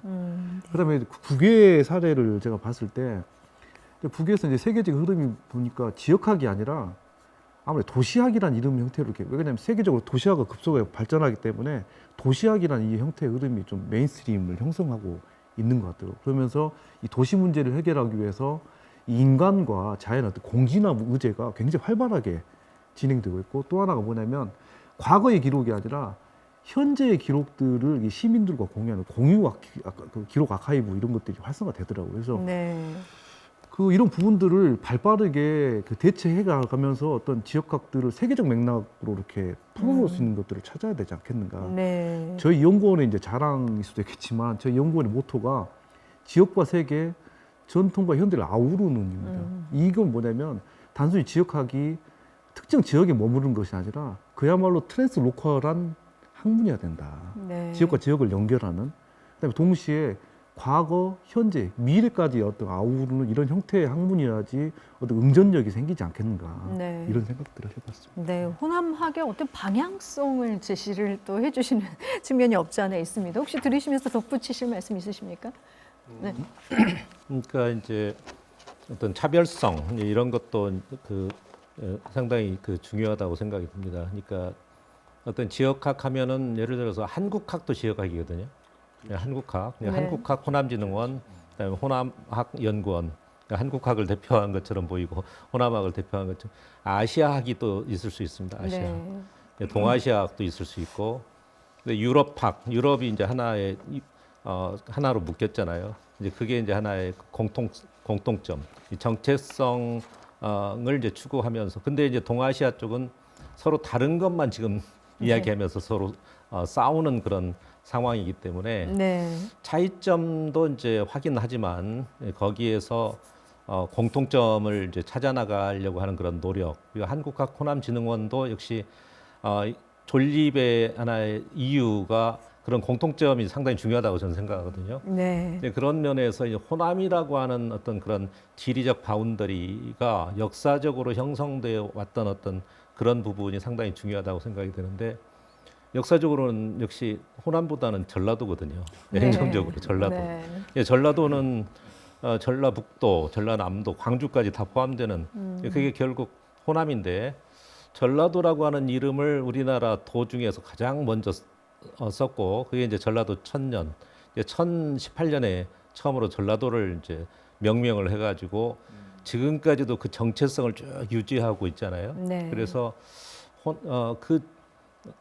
하나의 행정구역의 이름이긴 합니다만은 한 1000년 동안 그 정체성을 유지하고 해온 어떤 그런 것은 뭐냐면은 이 공통성과 정체성을 가지지 않으려고 해도 뭔가 형성돼 있다는 네. 이야기가 되겠습니다. 그래서 네. 아무튼 전라도 천년이라고 하는, 이미 지났습니다만은 이제 그런 그 화두가 호남학의 어떤 정체성, 공통성을 우리가 추구하는데 좀 염두에 네. 둬야 되지 않을까, 이제 그런 생각이 듭니다. 네. 지역학에서 조금 조심해야 할 부분이 좀 다소 국수주의적 생각. 네. 우리 지역이 최고다. 네. 최고도 아님에도 네. 불구하고 이걸 좀 경계해야 되고 그 반대도 있는 거예요. 네. 그 반대도 우리는 형편없다. 우리는 보잘것없다는 네. 패배주의적 생각. 이게 지역학은 지역의 문화, 사람들의 어떤 심성 이런 것의 그 본질을 파악하는 것이잖아요. 네. 그래서 우리가 어떤 존재라는 존엄한 존재로서 우리 호남 사람은 또 전라도 사람은 어떤 존재인가라는 것을 있는 그대로 파악하는 것이 학문의 어떤 기본적 속성이라고 생각하고 네. 그렇다면 이제 미래는 우리가 어떻게 해야 될 것인가 상호 비교한달지 국제사회에서 한국 안에서 뭐 어떤 호남 지역 뭐 이런 것들을 네. 냉철하게 좀 규명하는 학문 네. 규명함으로써 이게 이제 또 현대 사회에서는 주민과 함께하고 국제사회에서 외국과 이제 함께 하면서 또 문제는 이제 이게 산업화 시대의 가치는 인문학의 기본적인 담론보다도 재화적 가치, 산업화의 가치도 중요하게 강조되고 있잖아요. 네. 이걸 어디다 써먹을 건가? 네. 이게 어떤 산업 재화를 창출해 낼 것인가? 네. 뭐 인력 양성 대단히 중요한데 써먹을 곳을 찾고 그들을 육성하고 이게 선순환으로 이제 돌아가 줘야 된다는 네. 이게 좀 우리의 책무이고 대단히 어려운 과제이기도 하죠. 네. 그러니까 말씀을 들어보니까 호남이 원래 이제 농업사회에서는 중심이었죠. 농업사회에서는. 그러니까 여기에서 뺏어 먹을 게 많으니까 안 뺏기려고 이제 그런 뭐 농민 항쟁도 많이 일어나고 그랬습니다만 그만큼 중심이었다는 이야기인데 네. 패러다임이 바뀌면서 근대 산업화 시대로 되면서 여기는 그대로 유지가 되고 새로운 산업이 동남권에서 일어나다 보니까 여기는 마치 정치된 것처럼 보이고 이제 네. 거기는 확 올라온 것처럼 그렇게 보이는데 저는 요즘 좀 패러다임이 다시 바뀌고 있다고 생각하거든요. 어떤 생태와 이제 문화를 중심으로 한 삶의 질 추구라고 네. 하는 그런 가치가 이제 앞으로 중심이 되는 가치의 시대가 된다면은 또 다시 여기가 이제 중심이 될 수도 있겠구나라고 하는 그런 생각이 되는데 네. 그래서 그 항상 뭐 역사를 보면은 천년 만년 계속 잘 나가는 데는 없습니다. 네. 그래서 패러다임이 바뀌는 어떤 그런 조짐이 보이면 여기 사는 사람들이 거기에 그 좀 편승할 필요가 있겠다. 학문도 호남학이라고 하는 부분도 좀 그럴 필요가 있지 않겠는가 그런 생각이 듭니다. 네. 토론을 진행하면 할수록 사실 한국학 호남진흥원의 역할이 더 앞으로 중요해지리라는 생각이 들고 호남학에 대한 관심을 갖는 사람들이 늘었으면 좋겠다는 생각이 듭니다. 그래서 혹시 이제 이런 전문 인력 확보 이야기 앞서도 하셨고 인력 이야기 많이 하셨지만 우리가 이제 호남학을 좀 더 발전시키고 또 지역민들과 함께 하기 위해서 어떻게 인력을 양성해야 될지에 대한 이야기들을 좀 더 나눠봤으면 하는데요. 먼저 천득염 원장께서는 이번에 안동에 소재한 한국국학진흥원에 비해서 이 인력이 어느 정도 수준인지 일단 와닿게 좀 이야기를 해주시면. 네. 저희는 부끄럽습니다. 네, 네. 그런 부분에 해야 될 책무도 막중하고 네. 또 좀 시급한 상황이기도 하고요. 네. 그런데 안동에 있는 국악진흥원에 비하면 한 9분의 1 수준? 그렇군요. 전체적으로. 네. 그리고 지난해 10월 1일 날 논산의 한국유교문화진흥원이라는 저희와 유사한 기관이 또 설립됐습니다. 네. 1년여밖에 안 됐죠. 출발이 39명 연구원으로 출발하죠. 저희는 이제 18명이고 아유, 네. 아직 뭐 청사도 없고 네. 부끄럽게 한량 없죠. 그래서 이런 외형상 나타나는 어떤 그런 부족함을 절감하고 있고요. 네.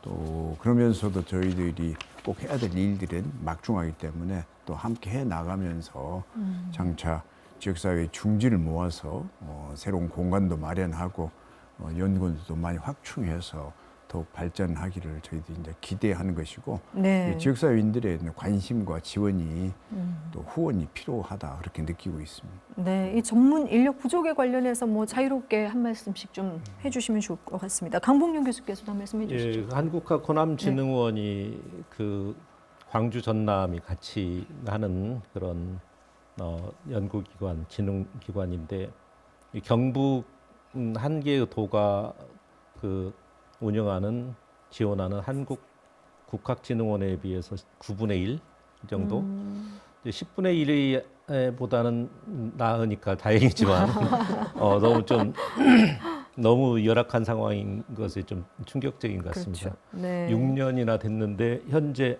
18분밖에 안 되고 이제 출범한 저쪽 논산 쪽에 그 네. 유사한 기구는 39명으로 이제 출범을 하고 아무튼 좀 우리가 좀 각성을 좀 해야 되지 않을까 이 지역 사회에서 네. 특히 이제 정치 행정 정치 쪽에서 좀 그 눈여겨 봐야 될 부분이 아닌가 그런 생각이 듭니다. 근데 네. 이제 일단 한국학 호남진흥원의 어떤 존재감을 높이려고 하는 노력도 좀 필요하다고 생각이 듭니다.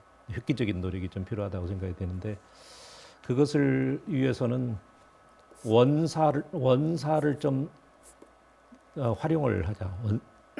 그러니까 네. 이제 지자체가 굉장히 많지 않습니까? 네. 그러니까 이제 한국국학진흥원은 안동에 있거든요. 예를 들어서 뭐 담양이든 장성이든 해남이든 쭉 해서 한국학 호남진흥원의 원사를 유치해라. 그래서 이제 제안서를 내라.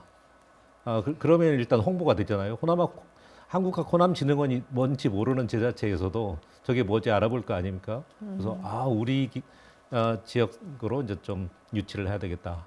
그래서 뭐 땅을 내놓겠다라든가 우리의 시나 군은 한국 호남학의 역사에서 다른 데보다 훨씬 더 경쟁력이 있다라든가 네. 그런 제안서를 경쟁적으로 써서 제출하게 해서 네. 그 심사를 아주 공정하게 좀 진행을 하면 좀 한국학 호남진흥원의 어떤 존재감을 일거에 좀 두드러지게 할 수 있지 않을까 이제 그런 생각이 들고요. 네. 그러면은 이제 관심이 막 뜨거워지잖아요. 그러면 행정 정치 쪽에서도 관심을 가지고 네. 저기 그 한국국학진흥원을 봐라. 저 유교 뭐 진흥원입니까? 거기를 봐라. 그렇게 하면은 네. 자연스럽게 이루어지지 않을까. 그래서 스스로 존재감을 높이고 발광하려고 하는 이제 그런 노력도 좀 필요하지 않겠는가 그런 생각이 듭니다. 네. 황풍년 대표이사께서도 한 말씀 해주시죠. 일단 한국 호남진흥원이 지금 수장고도 지금 사실 엄청 열악하죠. 없는 셈이죠. 열악하다기보다는 아예 없죠. 네. 사실 민간이 가지고 있는 여러 역사 사료나 기록물들을 그걸 계속 기증받고 그걸 또 분석하고 번역한 이런 일들을 하는 그 일이 얼마나 소중한지에 대해서 일단 좀 그 인식해야 되고 그걸 지금 시급하게 하지 않으면 훼손된다 이런 것에 대한 절박성을 특히 정치나 행정이 그 다른 지역하고 비교했을 때도 굉장히 우리가 그런 부분을 탄탄하게 해야만 궁극적으로 그 바탕 위에서 뭔가를 세울 수 있다라는 인식을 해야 될 것 같고요. 네. 그다음 지금까지 이제 호남과 전라도 이야기를 많이 했지만요. 저는 그 있는 그대로의 문화로 봤을 때도 전라도는 매우 다양하죠. 압도적인 다양성이 있습니다. 그것은 뭐 앞에서도 다 이야기했지만 우리가 역사적으로 그 여러 가지 다양한 자연환경과 부대껴온 문화가 우리 전라도는 사실 산과 들과 호수와 갯벌과 섬과 바다 인간이 누릴 수 있는 모든 자연환경과 수천 년 동안 부대끼면서 문화를 만들어 왔기 때문에 그 다양한 역사 문화 자산 자체를 뭐 문화 콘텐츠로 만든다든가 그 전에 뭐 기록한다다 이런 해야 될 일이 너무 많은 것이죠. 네. 그래서 그런 부분이 결국은 매우 중요하고 나중에 그것이 문화 콘텐츠로서의 어떤 자산이고 이걸 깨닫고 부지런히 그 다양성에 비춰서 그 뭐 광역 단위로도 그렇지만 작은 단위로도 민관할 것 없이 문화와 예술과 관련한 일자리 또는 프로그램, 일거리 이런 것을 끊임없이 만들어내줘야 됩니다. 왜냐하면 그렇지 네. 않으면 다 사라지고 없어지기 때문이죠. 네. 그래서 그 저는 지금 지역 훼손, 지역의 어떤 소멸 문제나 이런 것의 가장 키는 결국은 지역에서 사는 것에 대한 가치를 못 느끼고 흥미를 못 느끼는 젊은 세대들이 끊임없이 떠나가고 있기 때문인데 네. 그것을 해결할 수 있는 여러 가지 방법 중에 저는 핵심은 그 내가 태어난 곳의 지역의 문화와 어떤 역사 이런 것을 지키는 이런 일이 인생을 걸고 해볼 만한 일이라는 네. 것을 그리고 거기에 합당한 일자리를 계속 제공해 주는 일 이런 것이 결국 지역화과 연관돼 있다 이렇게 생각이 됩니다. 네. 그 출발이 어떻게 보면 이제 대학의 우리 인재들 또 지역의 학생들을 통해서 호남학에 관심을 갖게 하고 지역에 또 관심을 갖게 하는 일인 것 같습니다. 그래서 강봉룡 교수께서도 과목이라든지 호남학 관련 전문 인력이 부족하기 때문에 대학에서 혹시 이제 그런 것들을 조금 더 개선하기 위한 어떤 노력의 일환으로 좀 예시를 들어 주실 수 있을까요? 아까 말씀드렸듯이 목포대 사학과는 처음 그 시작부터 지역학을 하자, 지방사를 하자 이제 이렇게 해서 시작을 해서 네. 뭐 전공 교과목뿐만 아니라 이제 교양국 교과목, 그 다음에 이제 대학원 석사과정 운영도 역시 호남사, 호남문화 관련 과목이 상당히 많습니다. 네. 그리고 박사과정은 아예 지방사학과 이렇게 명명을 했습니다. 그러니까 이제 학부는 사학과, 석사과정까지는 사학과인데 박사과정은 지방사학과 박사과정이거든요. 근데 이제 근래에 들어서 이제 그런 부분이 다른 이제 광주 전남의 대학의 사학과나 이제 국문과나 이런 데서도 이제 지역의 역사, 그다음에 지역의 문학 뭐 이런 것을 관심 가지고 교과목을 개설하는 경우가 많이 늘어나고 있어서 네. 굉장히 바람직하다고 생각을 합니다. 그리고 이제 아까 이제 그 정 원장님도 이야기했습니다만은 호남학연구원의 대학원 과정, 호남학과가 생겼잖아요.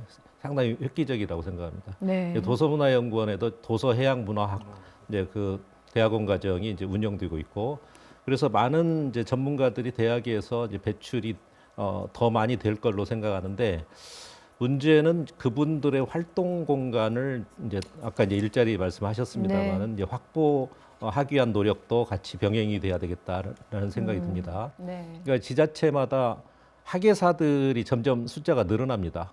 근데 그 바람직한 일인데, 근데 이 학예사들이 지자체에서는 승진을 못해요. 지자체에서 어떤 그 개선 내지 개혁을 좀 해야 되지 않을까. 그러니까 학예사는 뭐 그 이런 행정 쪽에서는 이른바 소수직렬이라고 해가지고 배제를 하는 그 경향이 있는데, 특별히 문화라든가 이런 그 호남학 이런 부분과 함께 좀 그런 부분이 좀 개선돼야 되지 않겠는가 그런 생각을 네. 합니다.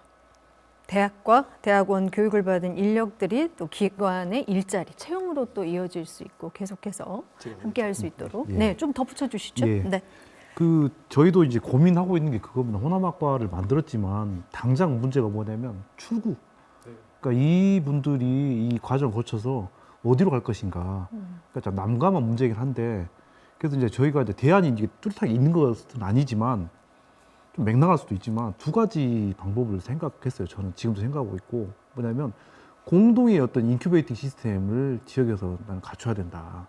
그러니까 아까 목포대에도 그 있고, 그리고 그 전남대 호남학연구원에 호남학과도 있고, 그러면 이것들을 연계해서 할 수 있는 시스템들을 플랫폼을 개발해 보면 좋지 않겠는가. 네. 그러니까 이건 이제 구체적으로 이제 실행하려면은 여러 가지 이제 논의들이 필요하긴 하지만 이런 이야기를 한번 꺼내야 되겠다, 이제 지역 사회에서. 네. 그다음에 또 하나 이야기는 뭐 이게 이제 닭이 먼저냐 알이 먼저냐 이 문제가 되겠지만, 이 지역학이 활성화되려면 어쨌든 저는 대중성 확보가 시급하다고 봅니다. 왜 그러냐면 결국 정치인이나 행정 관료를 움직이는 것은 시민 대중들이거든요. 그러니까 이 사람들한테 피부로 와닿는 어떤 콘텐츠라든가 이런 이야기들을 제공하면서 네. 그다음에 이 학문 후속 세대를 양성하는 공동의 인큐베이팅 시스템을 갖게 된다면 이게 다른 방식이라든가 일자리 창출이라든가 이 사람들 출구를 마련해 줄 수 있는 길로 가지 않겠나.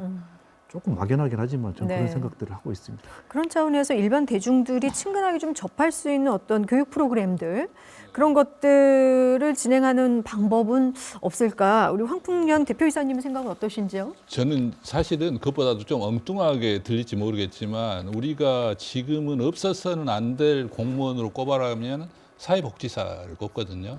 네. 왜냐하면 국가가 사회복지의 그 욕구의 그 수요를 충당하기 위해서 근데 이게 30년 정도의 역사를 가지고 있어요. 네. 근데 제 기억으로는 사회복지사들을 뽑아가지고 배치했을 때 처음에 사회복지사들한테 그 전문적인 그 일을 시키지 않고 다른 행정을 시킨다고 계속 일이 없다, 왜 엄한 일 시키냐, 막 이렇게 했거든요. 네. 저는 우리 국가가 앞으로 문화복지, 문화예술에 대한 서비스를 강화한다고 생각한다면 최소한 전국의 읍면동 단위 한 명씩의 직업과 관련한 일자리를 만들어야 된다고 생각해요. 네. 이것은 대선 공약 같은 데 넣어야 된다고 생각합니다. 네. 그 사실은 저는 이런 부분을 몇 년 전부터 계속 주장을 해왔거든요.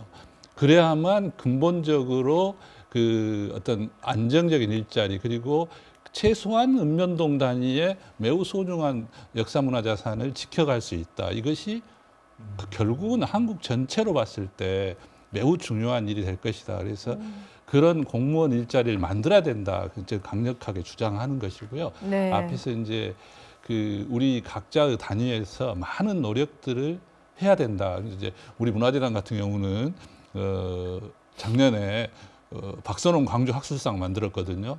이름이 좀 어떻다 이런 여러 가지 이야기가 있지만 광주의 이야기를 어려움 속에서도 연구하고 발굴하는 연구자에게 박선홍 선생님의 유지를 이어간다는 의미로 상을 주는 그래서 네. 그 연구 자료를 발간하도록 재단이 이제 문화재단 그 사업비를 주고 그 다음에 이제 그 유족 측에서 상금을 이렇게 출연하는 이런 것하고 네. 그 다음에 이제 광주 문화자산에 기반한 문화 콘텐츠를 창작해서 이렇게 하는 사업을 하나 만들었어요. 그러니까 광주 문화자산에 기반한 어떤 창작 지원 사업 그런 걸 만들어서 적극적으로 지역의 어떤 스토리나 이런 것을 문화 콘텐츠로 만드는 어떤 장려 같은 거 이런 것이 저는 하여튼 다양한 층위에서 지역의 가치가 훼손되거나 사라지지 않도록 하는 작업들이 네. 같이 병행이 돼야 된다 이렇게 생각합니다. 네.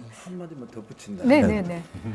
이제 한류는 다 알잖아요. 네. 세계인이 알아요. 네. 뭐 BTS를 비롯해서 한국의 음식이랄지 음악, 뭐 춤, 뭐 대단하잖아요. 이렇게 그런 문화자산이 빨리 발전할 줄 몰랐어요. 또 하나는 이제 빅데이터, 네. AI 선도하는 도시가 이제 광주예요. 근데 우리는 도구에는 관심이 있지만은 그 안에 넣어둘 자산을 소홀히 취급하는 거예요. 네. 그 자산은 네. 과거부터 현재까지 이고 지금 모으지 않으면 사라지는 거예요. 대단히 중요한 네. 얘기고 꼭 해야 되는 거예요. 특히 저는 관심이 근대 자산에 대해서도 좀 관심을 가져야 할 때가 됐다. 네. 근데 한말 이후부터 현대까지 아니면 일제 강점기 시기에 우리 주변에 수많은 자산들이 있는 거예요. 네. 초등학교 많이 없어졌잖아요. 네. 초등학교 성적표, 출석부, 그때 그들이 만들어놓은 조그만 작품들 네. 얼마나 많이 있습니까? 농협, 면사무소 등등 이런 것들 우리 주위에서 지금 마구 사라지고 있는 거예요. 네. 오래된 자산만 문헌 자료만 중요한 것이 아니라 네. 그 또한 중요한 것이죠. 근데 그걸 하려고 하면은 이걸 아는 자들을 학습시키고 네. 그들을 현장에 투입시켜서 그들이 전문가로서 활성화할 수 있도록 이렇게 키워주는 거예요. 네. 그것이 이제 세계 시장으로 나가면은 뭐 한류의 어떤 기본적인 자산이 될 수가 있는 것이죠. 네, 정말 이 시대에 중요한 우리에게 가장 중요한 자산이 무엇인지 이 호남학을 통해서 한번 생각해보는 오늘 그런 시간이었는데요. 시간이 거의 다 됐습니다. 그래서 오늘 좋은 말씀들, 좋은 의견들, 또 나름대로의 방안들을 좀 내놓으셨습니다. 혹시 그래도 못다한 이야기가 있거나 또 시청자분들에게 우리 지역민들에게 당부 말씀이 있으시면 한 말씀씩 간단히 듣는 것으로 마무리 짓겠습니다. 먼저 강봉용 교수께서 마무리 말씀해 주시죠. 그 한국학 호남진흥원 여기가 이제 앞으로 호남학의 구심체가 돼야 되기 때문에 한국학 호남진흥원에서 이제 기본적으로 이제 해야 될 거 이것만 하더라도 엄청나게 많거든요.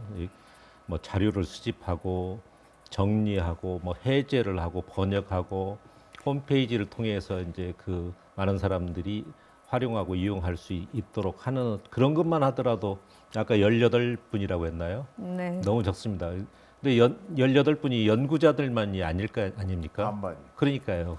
그러면은 10명도 안 된다는 이야기인데 이것은 네.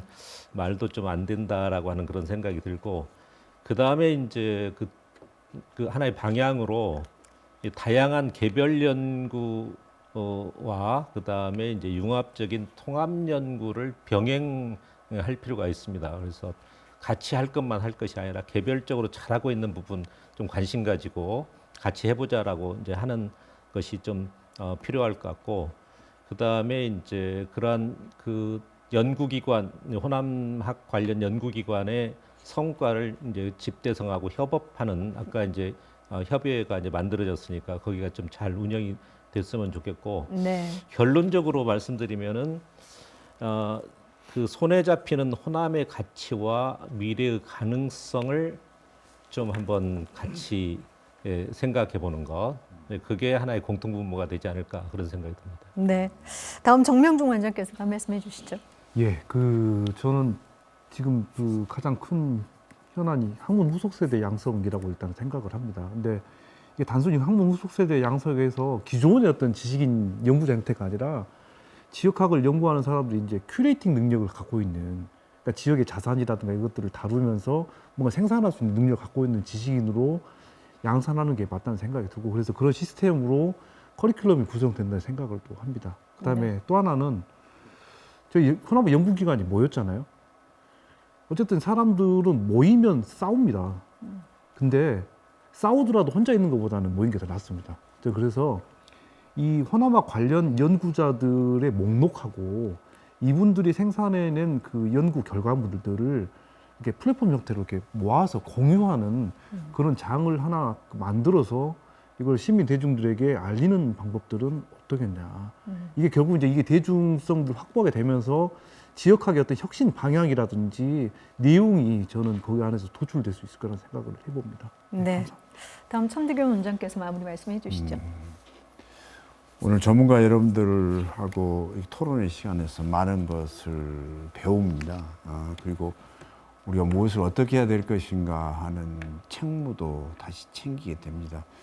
국가로부터 뭐 큰 돈은 아닙니다만은 돈을 받아서 지역학을 이렇게 잘 꾸려가는 기관으로서 앞으로 저희들이 해야 될 일이 참 크구나 하는 걸 느끼고 더불어서 지역사회인들이 저희 기관에 관심을 좀 더 가져주시라는 말씀을 드리고 행여 사랑방에 있는 귀한 문헌 자료가 있으면은 꼭 저희 기관에 기증이 아니라 기탁해줘도 됩니다. 그러면 보물처럼 잘 모셔서 귀한 자료를 잘 활용하겠습니다. 더욱 열심히 일을 해서 좋은 기관으로 거듭나도록 이렇게 노력을 하도록 하겠습니다. 네.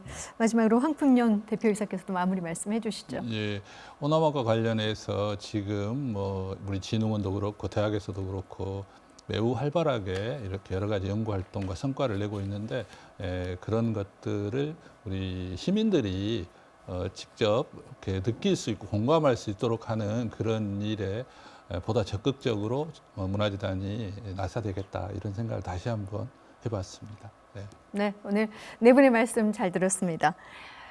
호남학이란 단순히 학문적인 의미만 지닌 것이 아니라 호남의 정체성과 가치 그리고 미래를 함께 담고 있습니다. 이런 호남학 연구가 계속 발전해 나가기 위해서는 지역민들의 관심과 소통이 무엇보다도 중요한데요.